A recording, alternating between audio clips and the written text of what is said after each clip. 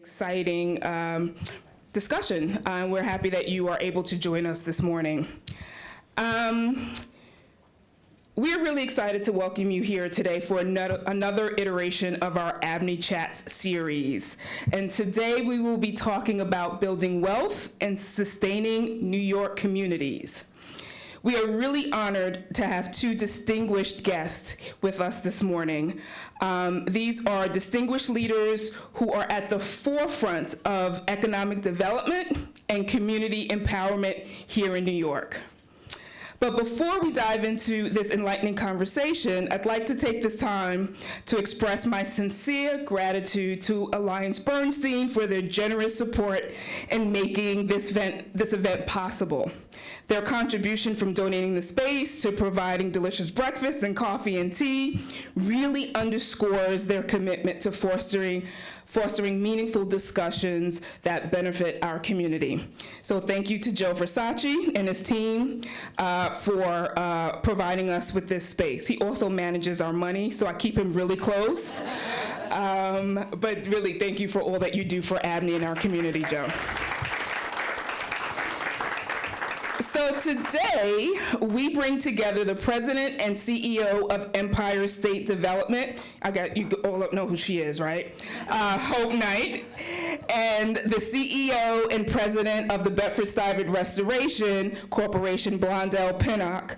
Their presence here really signifies the power of collaboration between the public sector and the nonprofit private sector, really uniting a shared mission to foster economic growth, sustainability, and community development.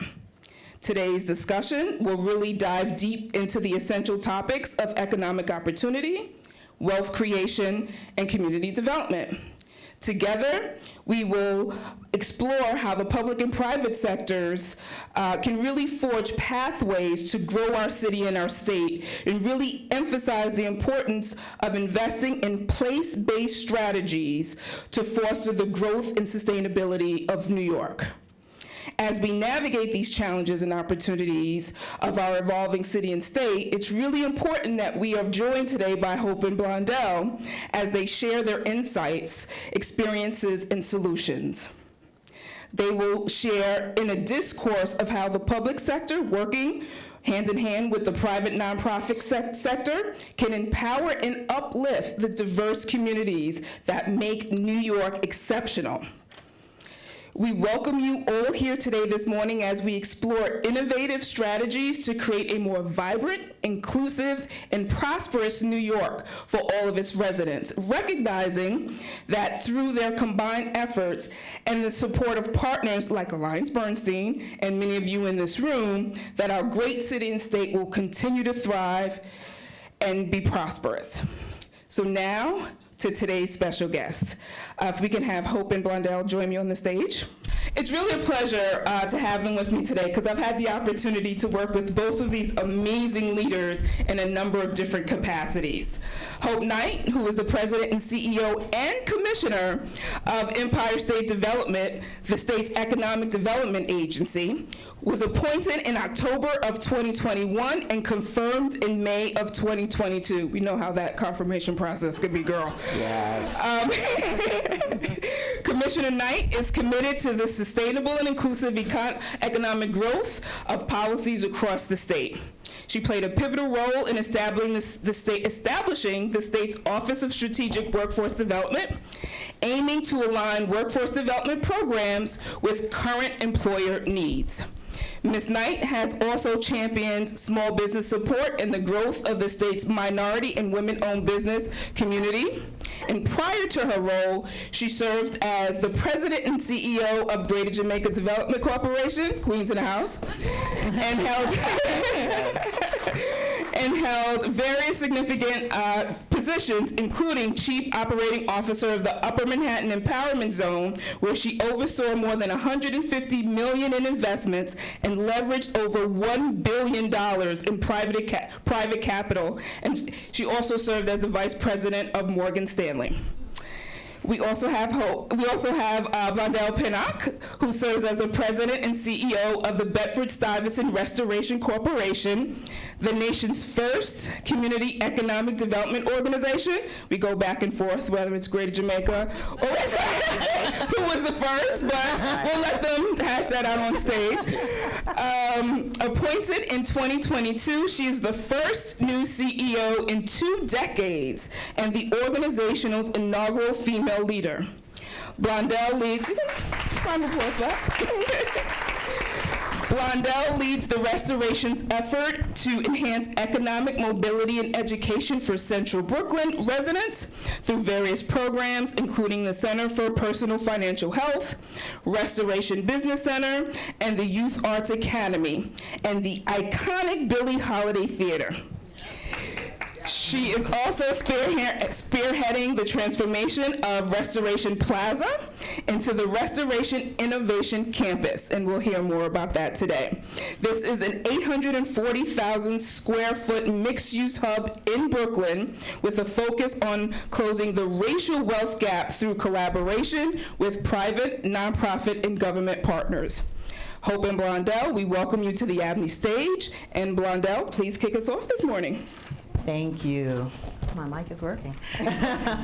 Good morning, all, and thank you, Marva, for inviting us to be here. So I'm excited and happy to be here, of course, particularly when I learned that that Hope and I were going to be doing this. This, to me, is more of a conversation with a friend than it is a serious discussion, because these are discussions that we've been having our entire time. I mean, when we've been working together in some capacity, in some way, shape, or form within our former capacities.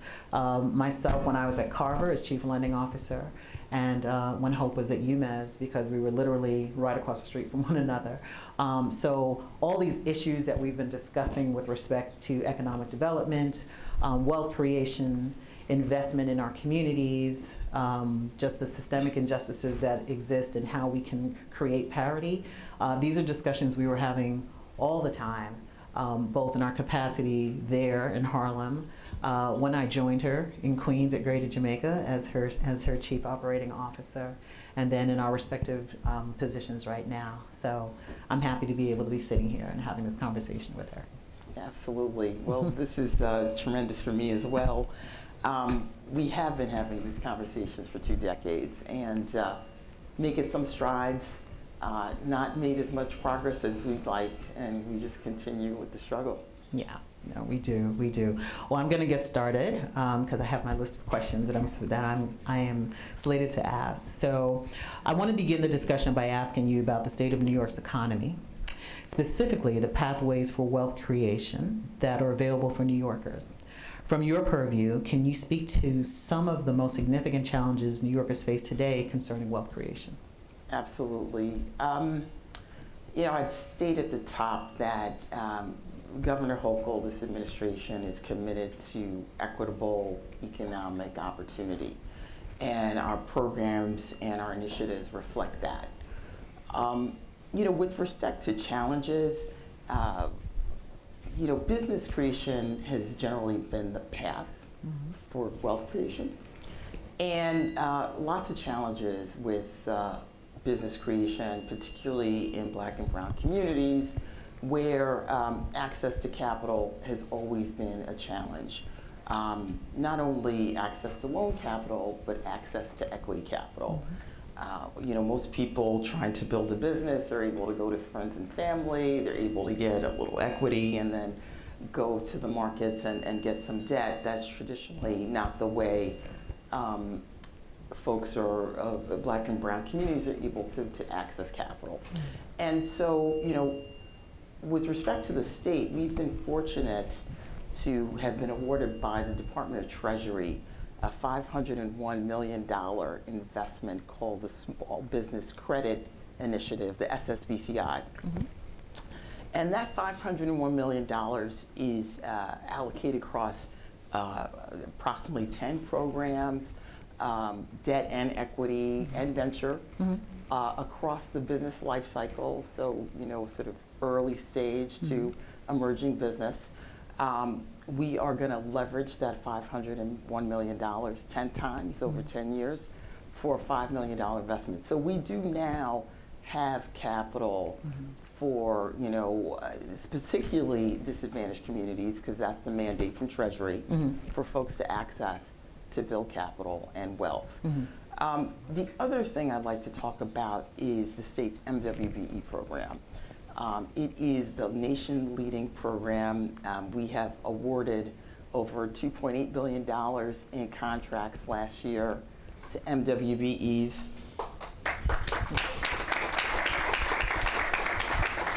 The highest utilization in the country.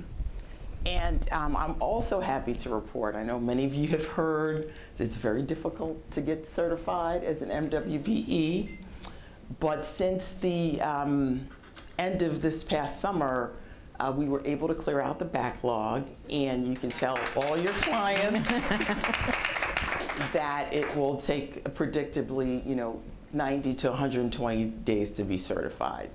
And so I think there's a lot of opportunity there. We continue to build out the program and create a pathway for folks to access state contracts. Yeah, and that's important because with Restoration's Business Center, we do help businesses get MWBE certification, so that's good for us to know. Yes, absolutely. So, as we've been talking about, wealth disparities in America can be vast, especially when you analyze it by race. And this is particularly true in New York and in Brooklyn. And too often people of color has been excluded from Brooklyn's economic growth. Can you discuss some strategies or programs that Restoration has taken to close the wealth gap? Sure. So to set some context, since I've been in that role, what I've been learning and taking a really hard look at, when I look at the history of Restoration and when it got started, it was a direct outcome of the war on poverty. And it was started by Robert Kennedy, Jacob Javits, and community activist leaders who said we need a place-based solution for the disinvestment that was happening and that had occurred in Bedford-Stuyvesant. Bedford-Stuyvesant at that time was the second largest community of black folks other than Chicago, south side of Chicago. And they decided that because of not only the condition that existed in Bed-Stuy at the time, but because of the passion of the people that lived there, and you did have a large amount of middle-class people that lived there and that were homeowners that were experiencing the devastation of the systemic injustices that existed, which included redlining. So the solution was, let's create an organization that will be able to bring together public-private partnerships that will be able to bring together federal funding, city funding, and that will ultimately help create a marketplace that will help create and sustain black wealth. And with that, Restoration created a system, an ecosystem, where it started to provide funding and created a mortgage fund for homeowners to purchase homes.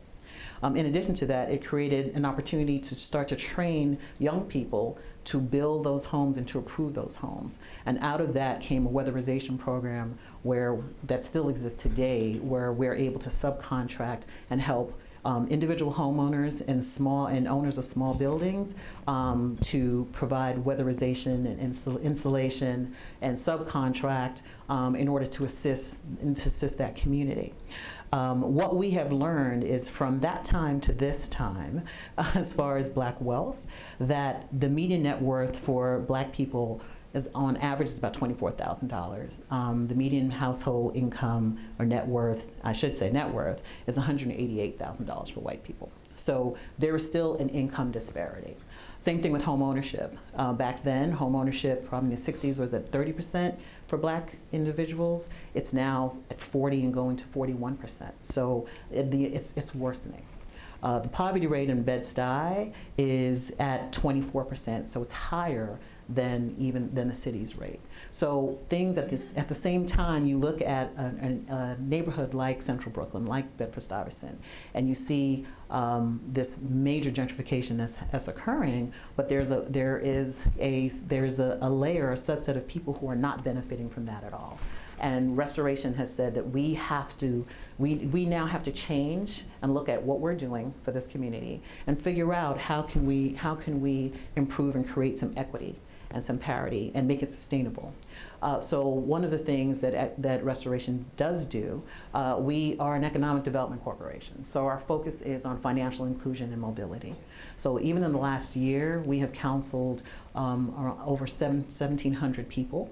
And we have helped to increase their ability to save, to invest, to purchase a home. We have been able to have those individuals amass a total of $3.4 million just in net worth, just based on our one-on-one counseling, peer counseling, and services that we're able to get to people. In addition to that, we have home ownership, because no matter what you say, home ownership is still is the foundation of wealth creation in our society, and it still is. But there's two factors to that. There's getting more people into home ownership, the ability to purchase a home with pre-counseling, with financing, with funding. But it's also the people that do have the homes, allowing them to keep the homes. Because what we do know, particularly in central Brooklyn, because you have such a large amount of home ownerships, there's this major effort that's going on for deed theft.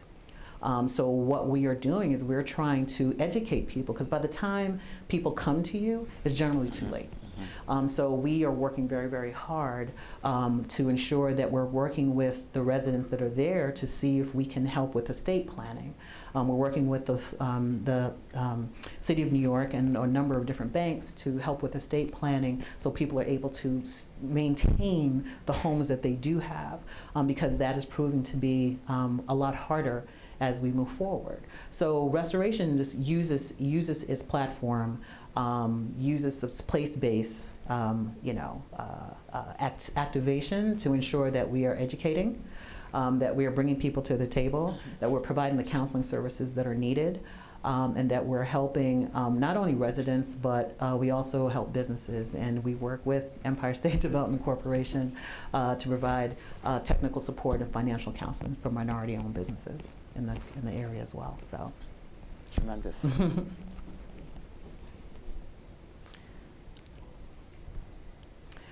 So Hope, I think the other thing that we always touch on is economic opportunity. So ESD refers to New York State as the state of opportunity. As such, current and prospective business owners have access to resources through ESD that they can take advantage of. At ESD, how do you ensure that businesses, particularly small businesses across New York's communities, are aware of and are accessing these resources? Yeah, so much of it is working in partnership with organizations like yours all across the state. There are economic development organizations, Chamber of Commerce organizations, local organizations, local governments help us promote the programs and initiatives that we're able to deliver to small businesses. But I want to take a moment to talk about something that we don't talk about so much downstate. We talk about it a lot in central New York. So just about a year ago, we announced that Micron, the chip maker, was going to locate in central New York, Syracuse, Clay, New York. And that is an incredible announcement on a lot of dimensions. Micron is going to invest $100 billion over a 20-year period to create 6 chip-making fabs that will employ 9,000 individuals directly and another 40,000 through supply chain and related industries. And we don't have that number of people to work in this growing industry. So some of these folks are going to have to come from other places outside of central New York, which is why it's an opportunity for the entire state. Once that announcement happened, we had a number of other supply chain related and also semiconductor firms announce big projects. And so, we want to make New York the center of semiconductor manufacturing. Tremendous opportunities. in the space. Of course, lots of PhDs and engineers are needed, Yep. but more are needed for folks that don't have bachelor's degrees. They don't need bachelor's degrees, associates, some training. And so we're in the process of setting up programs around the state to train technicians to be able to work in the space. And I think that, really, this is a moment where we can get folks off the sideline to engage in careers that are family sustaining. Yeah. No, I can definitely see that. I can definitely see that. And hopefully restoration will be a place where we can have those type of trainings and have those programs, because I know we're already starting that on our own. So, speaking of training and employment, the gulf between black and white unemployment rates in New York City is now the widest that it's ever been in the century. What role can a CDC like Restoration play to address these issues within their respective communities, while also addressing, education, job readiness training, and other aspects of opportunity? So it's a perfect segue. Right. So for restoration, in addition to financial education, inclusion, and economic mobility, we also have job training and placement. I think we've done the traditional job training and placement. We are one of the largest subcontractors for the city through Job Plus One, and I think that's a wonderful thing. We have a program that we have with Solar One Green Energy, where we're helping to train people for hands-on upskilling, for hands-on experience within the clean and green energy space. But more importantly, I think the thing that we're most excited about is the partnership that we have with the Marcy Lab School. So we started right at the time of COVID, right before COVID, we started a program with the Marcy Lab School. Marcy Lab provides training opportunities, upscale opportunities for software engineering. And it's for people who do not have a college degree. All right, so the intent is not for people who necessarily have a college degree. You can come straight out of high school, you can have some college. And the goal was, when we did this experiment, the goal was to take people who had some college degrees, some stop outs, some dropouts, put them in a 4-month training program. And Marcy Lab provided the hard skills, upskills training for that. Restoration provided the soft skills wraparound services. And what we mean by that is resume preparation, interviewing skills. In some cases, we had counseling. In many cases, we're meeting people where they are. So for a lot of young people, they needed help with daycare. They needed help with a stipend in order for them to continue with this program. So we were able to provide the wraparound services combined with the hard skills from Marcy Lab. We took 20 young people and put them in that program. 19 of the 20 completed the program, and they all received jobs making over $106,000 a year. Thank you. That was the first cohort. We're already on cohort number 3. And the interesting thing is we are continuing the relationship with the people in that cohort. So actually, a young woman from that first cohort, she's now on the path of purchasing her first home. So the combination is really to have a continuum of care to a certain degree. So we're not just having a job training program where we train you, you get a job, and you're out, and that's it. Because what we find is that you need more than just that in order to be successful.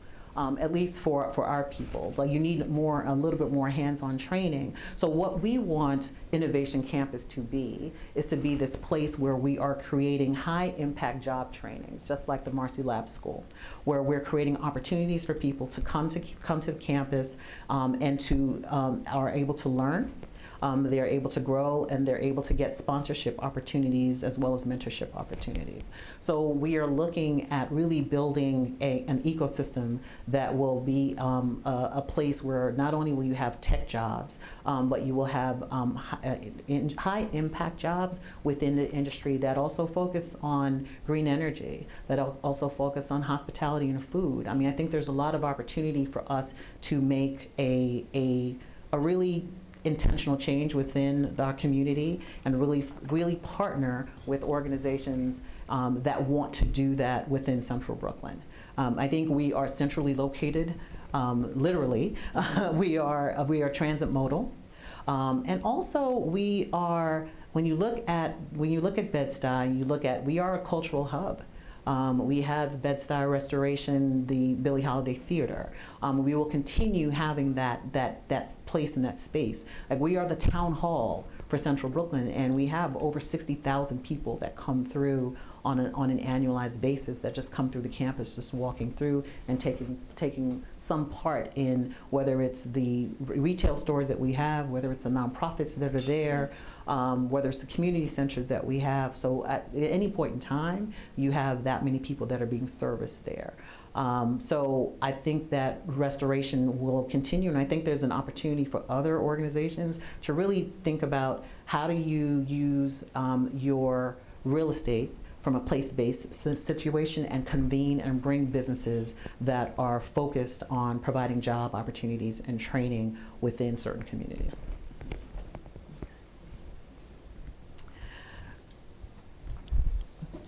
So Hope, when I think of the next area, which we just touched on, is really stabilizing communities through investments.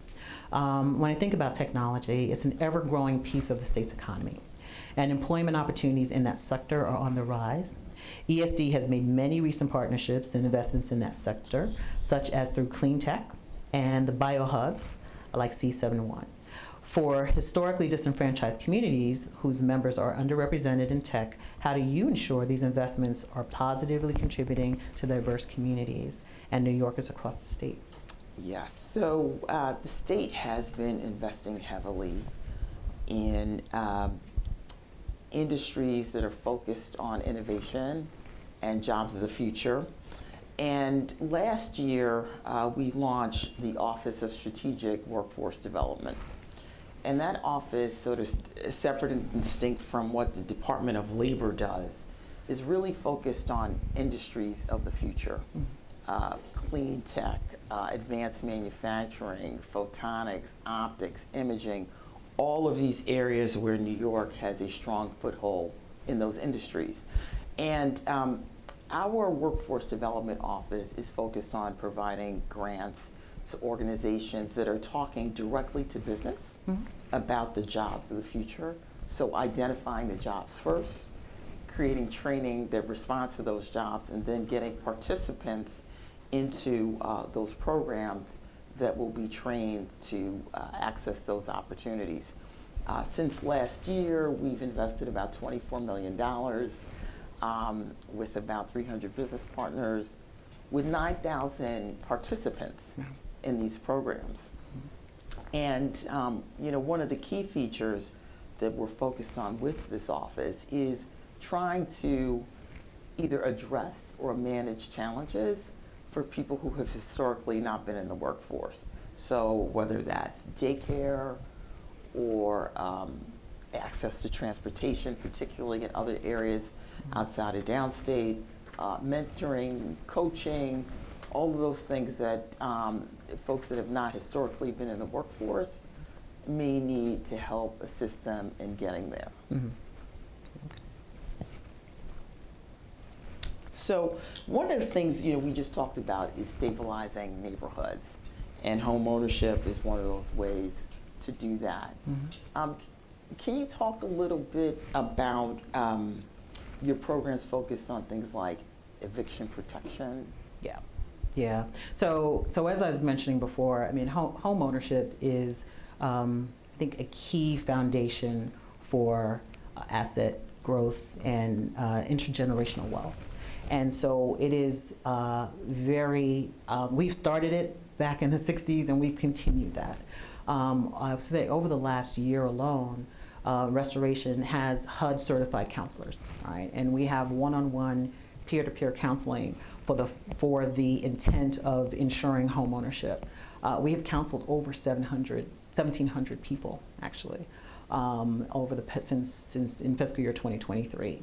And we have provided the ability for 44 people to purchase homes. That's about $12 million that we've been able to generate in net worth for those people who've been able to purchase homes. And it's difficult in such a high cost market such as New York.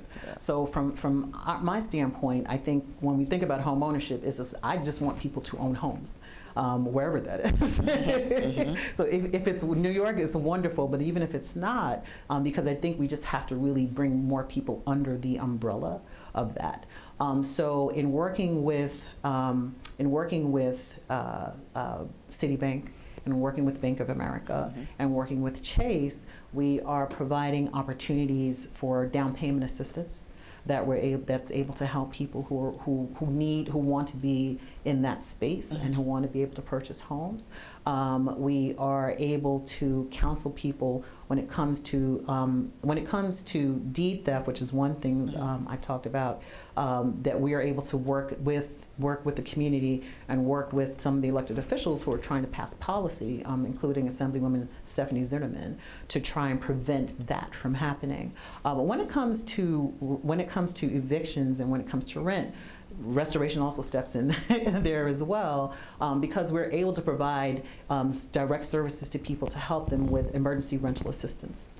Because again, we're getting people wherever they are. And so we are addressing people that are at a certain level within poverty and that are financially vulnerable. And when we do that, we are able to, all of our care coordinators, we're able to address those people by providing resources and referrals to different city agencies, different community partners, other nonprofits that are able to provide them with the help that they need from a rental assistance standpoint, providing assistance that they may even need to get out of where they are and find more affordable housing. Restoration is still in the housing business in a certain way. As you know, many nonprofits had taken over and owned and managed a lot of affordable housing projects. And through time, they have divested for various reasons. And restoration was the same way. We did own and manage a lot of affordable housing projects. But over the years, we've divested out of that portfolio. But we still do real estate development. So we are nonprofit partners working with for-profit developers. And in many cases, they are building affordable housing projects in central Brooklyn, whether it's Bed-Stuy or Crown Heights. So we actually just closed on a project known as DeKalb Commons, which I'm sure you know, is a highly affordable, 86 units of highly affordable housing that will be located in Bedford-Stuyvesant in 3 buildings. And 13 of those units are for formerly homeless tenants. And what I appreciate about that building is it received a lot of state funding through NYSERDA, because it's also environmentally sound. And that's important for our community and for our neighborhoods, that when we are building, we're also thinking environmentally, how do we make this project sustainable? And Restoration and St. Nick's Alliance are the 2 nonprofit partners that came together to make sure that we had that housing. So construction, we just closed on it, construction is starting. And it'll be 86 units of low-income housing tax credit tax credit rental units that will be built in Bed-Stuy. So I'm happy to be, I'm happy to be a part of that, to ensure that we are still providing affordable housing opportunities for renters. We are still helping to save homes and provide home ownership opportunities also for people in central Brooklyn. And we will continue that as long as Restoration is able to. That's great. So, leadership in organizations. So, having worked at different levels of community development work within New York City, such as Greater Jamaica Development Corporation and Upper Manhattan Empowerment Zone, how has your experience affected your approach to state level work? And what are the differences and similarities between working on the local and state levels? So I think I've been able to bring my sort of worked and lived experience to state government. Having worked on the ground in organizations, I know what the challenges are in accessing government services. And so I think I've challenged my team to take a look at how do we make things a little more user-friendly for community-based, nonprofit organizations. Organizations are generally running on shoestrings of budgets. It's very difficult to have to front money, to access programs. And so looking at all the ways that we can really streamline, help organizations do what they do better to deliver services.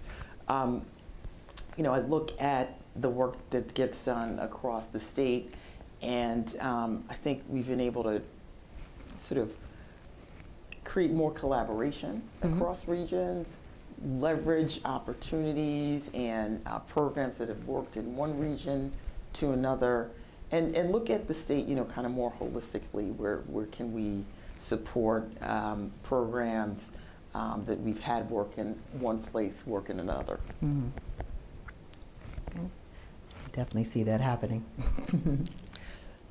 So, your organization recently unveiled a very exciting plan to reimagine its storied headquarters with the goal of making a global hub.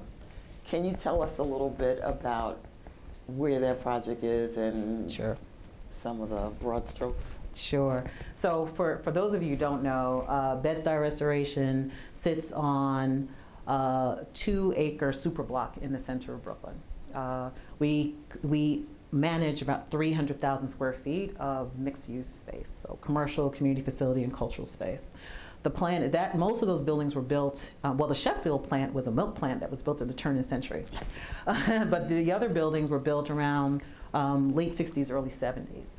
So the plan right now is to totally raise all of those buildings, tear down all those buildings, and to build 840,000 square feet of mixed-use space in that location.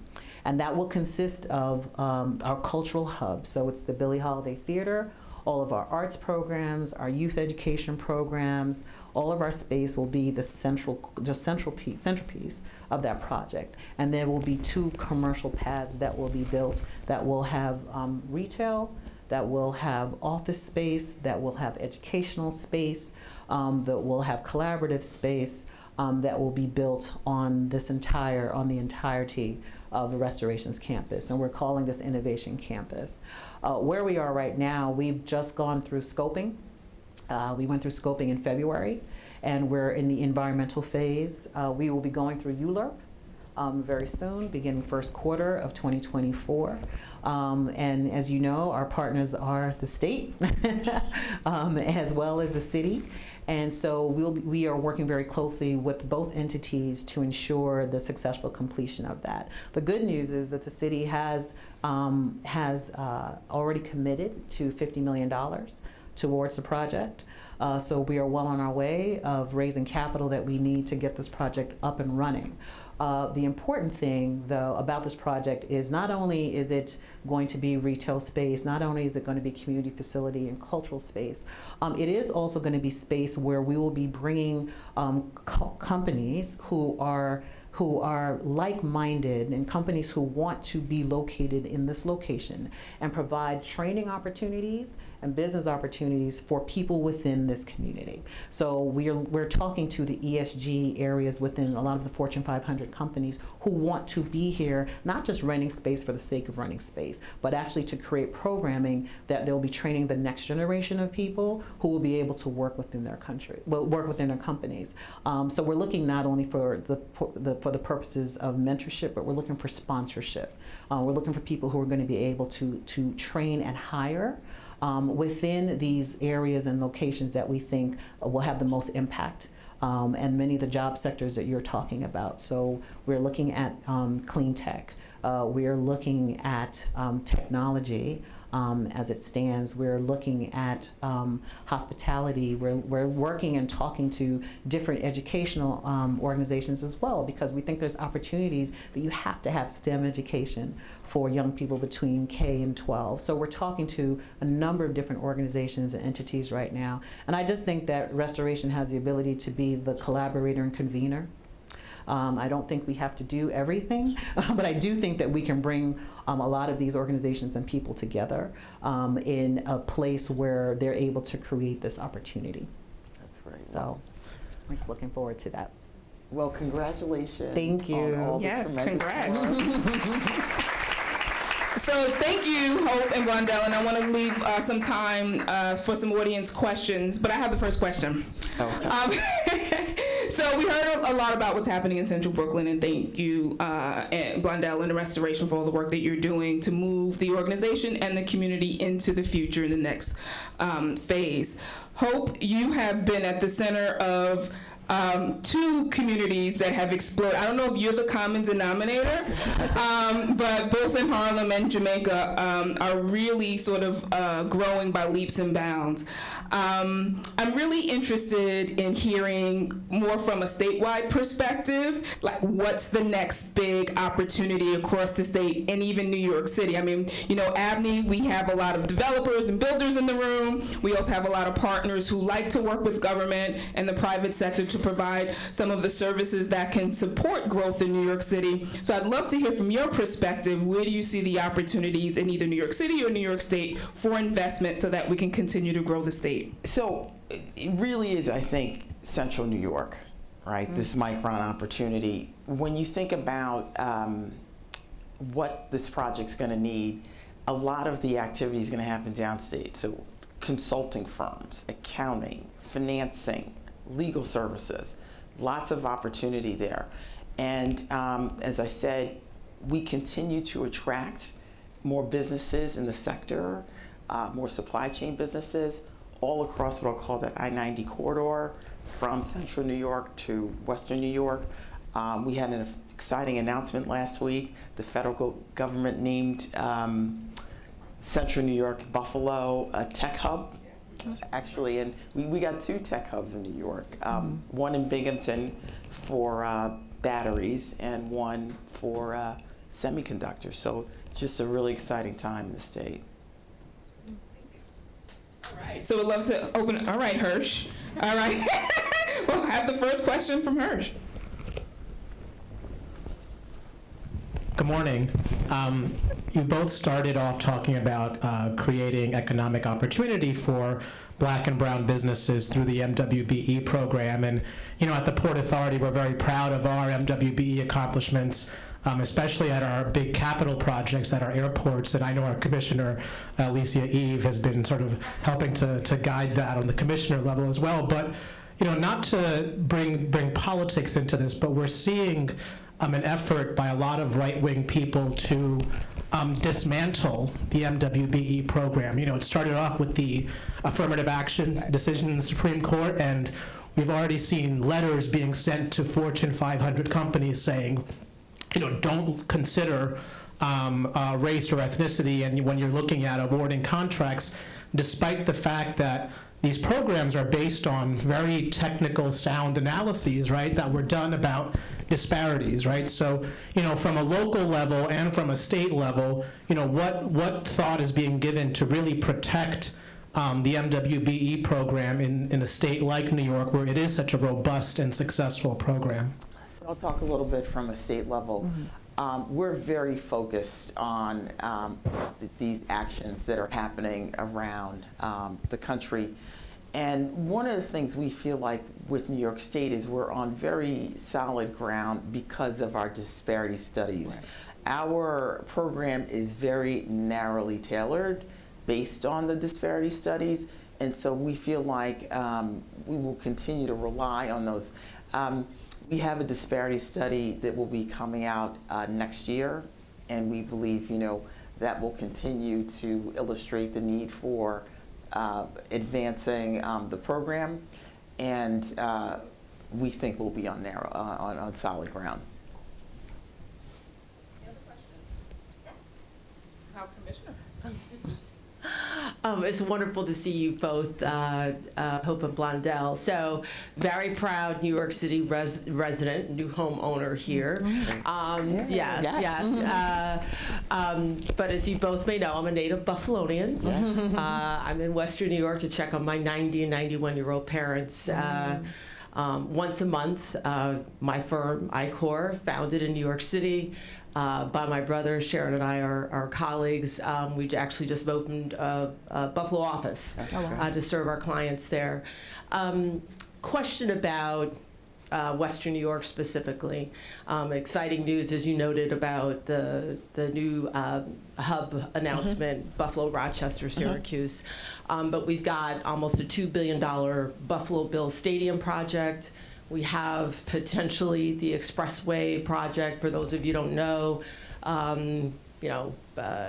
Robert Moses carved up a community a long time ago, including butchering a 7-park system that was designed by Frederick Law Olmsted, actually before he even designed Central Park here in New York City.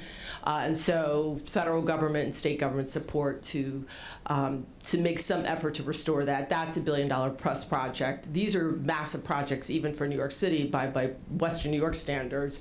They really are once in a multi-generational opportunity. So backdrop to the question and applauding you, I mean, that deserved a standing ovation, the fact that you have dealt with that backlog that has been 10 years plus in existence. With respect to MWBE certification, just anecdotally, I just know of a number of Black and brown businesses in Western New York who aren't used to dealing with paperwork, but who have to get certified. You know, the onus is on them. You have dealt with the backlog. Thank you, thank you, thank you. But is there potentially an ability for ESD, given this once in a multi-generational opportunity in Western New York, to have on a temporary basis, a satellite office that can help with expediting certification, given the billions of dollars of collectively state and local investment, in these projects. And thank you again for your leadership on so many fronts. No, I appreciate that. Our local office of ESD is really focused on getting MWB businesses either through the certification process, recertification, whatever it takes to support these projects that are happening. As you mentioned, the Bill Stadium, and then there's a number of other large capital projects that are happening in Buffalo. And so, if you have clients, call the office. We will definitely connect them with the local folks to, expedite things. Thank you.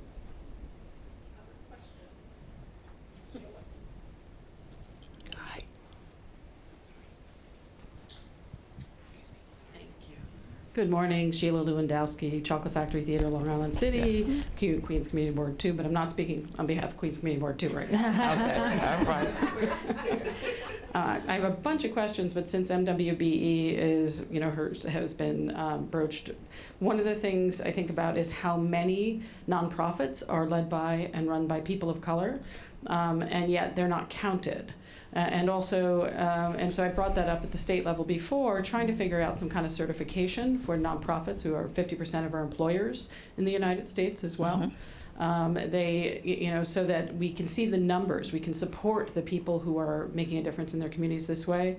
And the other thing is with small businesses who won't necessarily have direct positive impact from MWBE certification, whether it's a small deli or childcare.